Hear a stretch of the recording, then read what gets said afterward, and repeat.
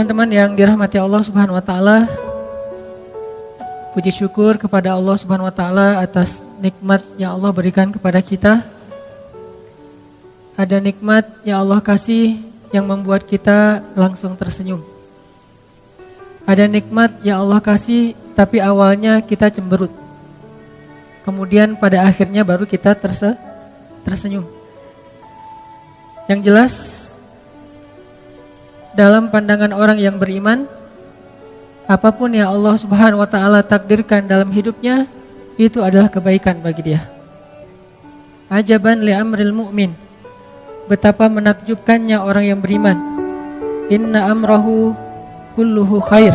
Sesungguhnya urusan dia, hidup dia, waktu dia, peristiwa yang dia alami, hari-hari dia, semuanya khair, semuanya kebaikan.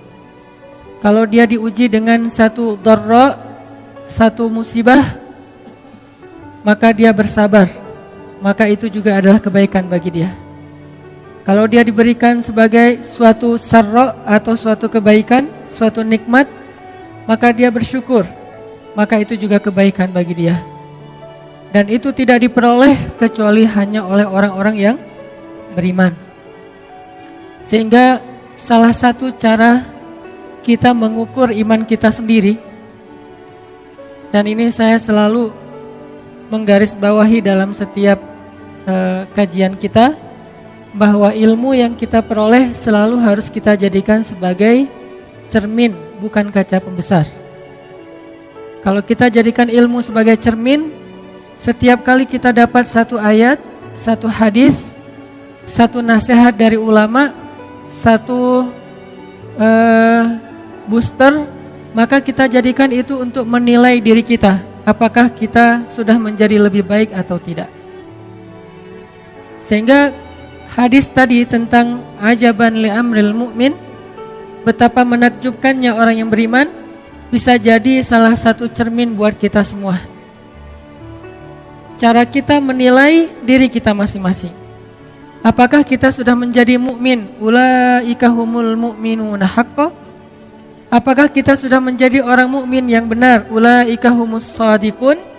Caranya adalah coba kita nilai diri kita saat kita diberi dua nikmat itu. Saat kita diberi dua kebaikan itu. Satu kebaikan yang dikenal dengan istilah dharra, ujian. Yang kedua kebaikan yang dikenal dengan istilah sarra, anugerah. Apakah dua kebaikan ini atau dua nikmat ini akhirnya membuat kita mendapatkan lebih banyak kebaikan, atau justru mengurangi kebaikan dalam hidup kita? Kalau ketika Allah Subhanahu wa taala beri kita nikmat bentuknya sarra, terus dengan sarra itu bertambah manfaat kita untuk orang lain, berarti itu kebaikan. Apa sarra tadi? Nikmat.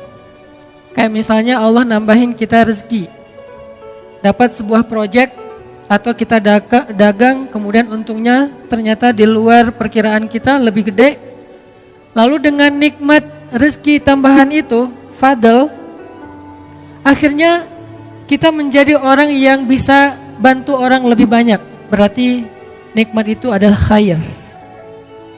Tapi kalau dengan nikmat rezeki yang bertambah, dapat proyek, makin kaya, makin besar omsetnya, makin sukses, makin bagus karirnya, justru membuat kita menjadi orang yang semakin berkurang porsi kebaikannya, jadi semakin sombong, jadi semakin lupa kepada Allah, jadi semakin sibuk, akhirnya mulai mengurangi jatah ke masjid, mulai mengurangi jatah tilawah, mulai mengurangi jatah untuk ketemu dengan anak-anak dan keluarga.